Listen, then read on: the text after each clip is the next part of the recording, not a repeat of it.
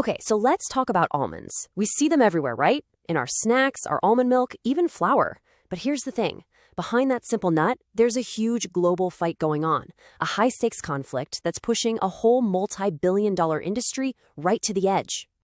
And I know that sounds like an exaggeration, but it's not.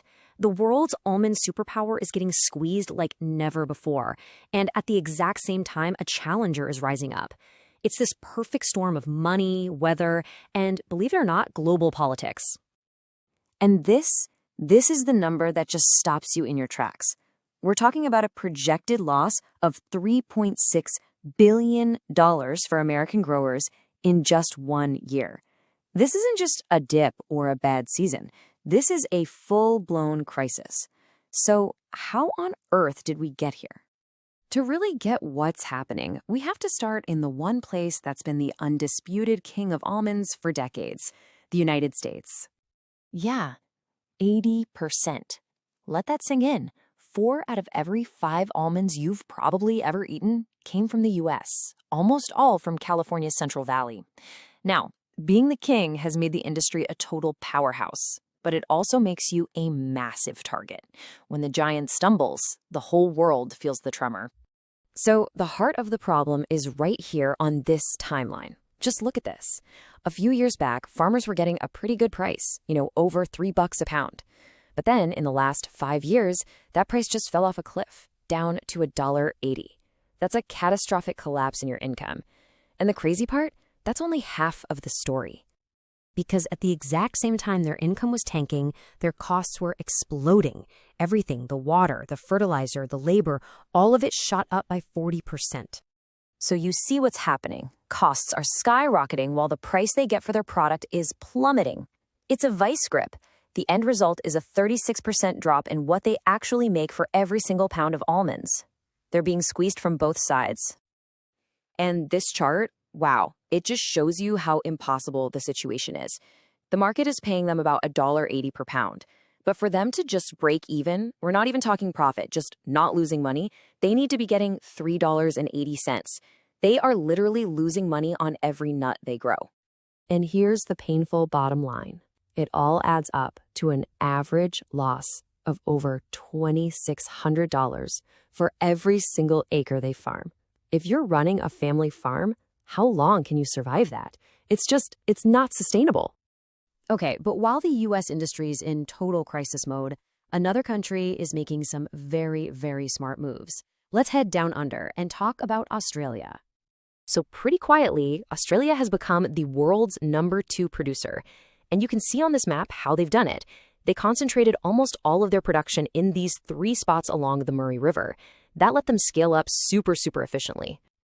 Now, here's one of Australia's secret weapons. It's called counter-seasonal production. And basically, since they're in the southern hemisphere, their whole calendar is flipped. Their harvest, from March to May, happens right when the American supply from the year before is getting old. This gives them this perfect window to hit the global market with fresh almonds when no one else can. It's brilliant. And is that strategy working? Oh yeah, the numbers don't lie. In just the last 5 years, America's slice of the global pie has shrunk, while Australia's has jumped from 8 to 12%. They are actively stealing market share, and a huge part of that is happening in one key battleground. Which brings us to the main event, the fight for China. It's a massive, growing market for almonds, and it's a place where the rules of the game have been totally rewritten by geopolitics. This is it. If you remember one thing, remember this slide. It's the whole ballgame. Because of a free trade deal, Australian almonds can go into China with 0 tariffs. Meanwhile, American almonds, they get slammed with a massive 45% tariff because of all the ongoing trade fights. So with that kind of a handicap, what do you think happened? Well, it was predictable, and it was brutal. U.S. almond exports to China have just cratered. They're down 38% in just the first half of 2025. They're essentially being priced right out of one of the most important markets in the world. So why does any of this matter to you and me? Well, because it's a perfect case study of how top-level politics trickles all the way down to the food we eat and the people who grow it. A trade dispute in Washington can literally bankrupt a farmer in California. Meanwhile, a free trade deal plus a weak Australian dollar making their stuff even cheaper can create a boom for a farmer down in Australia. It just shows how interconnected and, frankly, how fragile our whole global food system really is. And look, this isn't just a story about two countries duking it out. The shockwaves from this global squeeze are spreading out across the entire world, from corporate boardrooms all the way down to tiny street markets. I mean, listen to this. This is the ripple effect happening in real time. The massive oversupply of almonds from the US has to go somewhere, so it floods the world market. And suddenly, a shopkeeper in Lahore, Pakistan feels it. The price he can get for his almonds gets nearly cut in half. And sure, that's great for his customers for a little while, but for his little business, it's devastating. And that right there, that's really the core of it. This isn't some isolated problem happening over there. The financial pain a grower feels in California is directly connected to the price a vendor can charge in Pakistan. It's all one giant, interconnected, and increasingly unstable system. Which leaves us with one last really important question.